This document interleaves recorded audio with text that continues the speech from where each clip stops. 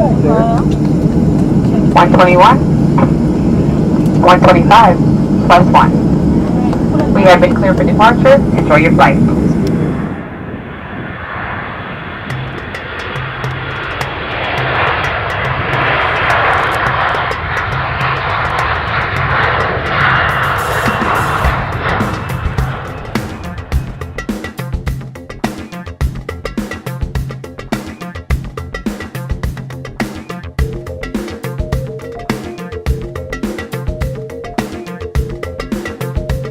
For any media team, the most high-profile events for a mission are those leading up to the launch of the mission, including the liftoff itself. It is here that we begin our journey with the team from NASAspaceflight.com and experience these events from just a few days before launch all the way through landing. We'll pick up with the team as they assemble in Florida and prepare to execute their task in the coming days. Depending on the timing of the mission and availability of members on the team, some will drive to the Space Coast from nearby communities in Florida. Others will have to fly in from around the United States. Planning far in advance, the team will all rendezvous at the same time in Florida, usually 3 to 5 days ahead of liftoff, and begin their work together. The team is here. Yes.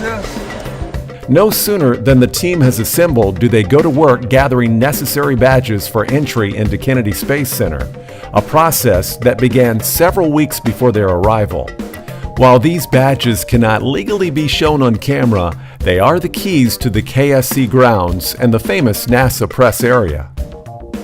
Once the badging process is complete, the team will depart the KSC area for their hotel, which will be their home for the next week or so. Of course, some will elect to get the excitement started right away and take a tour of the Space Center, either with the public access tour or by taking the more restricted yet more exciting option and driving onto the grounds themselves for a quick look around at the press area. The first night typically involves setting up shop at the hotel and preparing all necessary equipment for the events to come over the next several days. After a long drive or flight, it's always wise to verify that cameras, tripods, and other documentation equipment are functioning properly. Primary and backup batteries for all cameras are charged nightly for optimal availability during the upcoming mission milestones. Tripods are adjusted to proper resistance settings, and photos and videos from the day are backed up to the team's online web server in case any equipment or data is lost, damaged, or stolen. While none of these dreadful incidents have ever occurred within this team, it's always best to be prepared in case they do. As stated earlier, it's never all work and no play for the team. It's important for them to take some time and enjoy their surroundings from time to time. With America's spaceport gleaming in the distance, it's not hard to forget at times that this is indeed a job. Even though the excitement is building, a long day of travel and setup for the coming week has exhausted the team, and before too long, it's lights out and a good night's sleep in preparation for the coming events the next day. The next day sees the team wide awake rather early, even for members Brian Popka and Nathan Moeller, who have lost an hour in their travel from Texas to the East Coast. Rising between 6 and 7:30 a.m., depending on when the mission falls in the calendar year, the team ventures outside for a look across the Indian River at Kennedy Space Center as the Florida sun rises behind the complex. It's L-4 days before liftoff, and the first major event of the excursion will occur today. The crew who will fly aboard the space shuttle will be arriving at KSC's Shuttle Landing Facility, or SLF. After gathering the necessary equipment, the team will make the trip across the river to Merritt Island and into KSC, where they will take the authorized route to the NASA press area.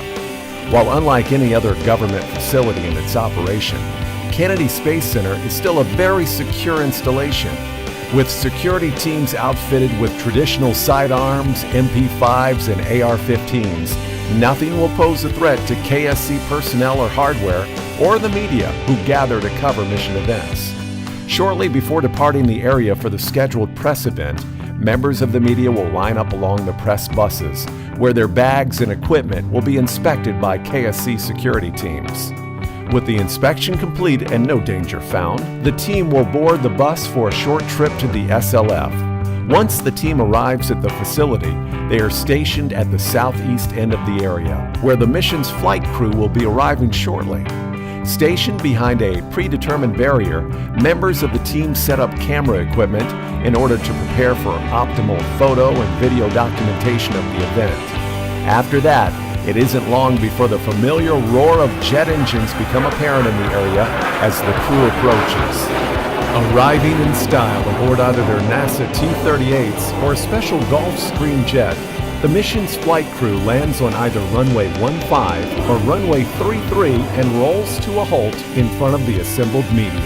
After debarking their aircraft, the crew set up to a pre-positioned microphone and address the media with prepared messages and pose for a few photos before departing the facility for their crew quarters just a few miles away. These photos and videos will eventually become valuable elements of the history books as they show American and international heroes on the road to their historic journeys, now just a few days away. With all personnel related to the mission now in Florida, the pace at which media events take place begins to accelerate. During the ensuing busy days, however, it is vital that the team take the time to pull the irreplaceable photo and video files from their cameras and back them up.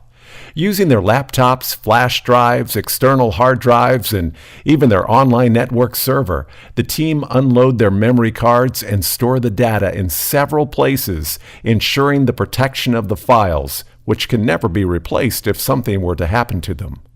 Oftentimes, files are downloaded and stored by team members who are unable to attend the mission activities as additional backup measures. With the team scattered across the country, the use of this technology keeps them united on the same page and protects their work from technological catastrophes. But the storage of these historical records is never the prime goal of the media. They're here to not only document these events, but to share the experience with the world. Careful reviews of photos and videos are conducted by the team in order to find the most pleasing shots that will help tell the story of the day's events. With hundreds of photos and gigabytes of high-definition video to review from any one event, this process is no small task, but it is a necessary job in order to best convey the experience to the public. Once the most desirable photos are selected, they are posted to NASASpaceflight.com's L2 section, where they can be viewed by subscribing members of the website's forum and exclusively used by the site's managing editor in news articles and stories. For those who do not subscribe to L2, a select few of the images gathered become a part of history via public news articles. But most importantly, the images and videos become historical records that get armchair spectators closer to the action than they could otherwise be.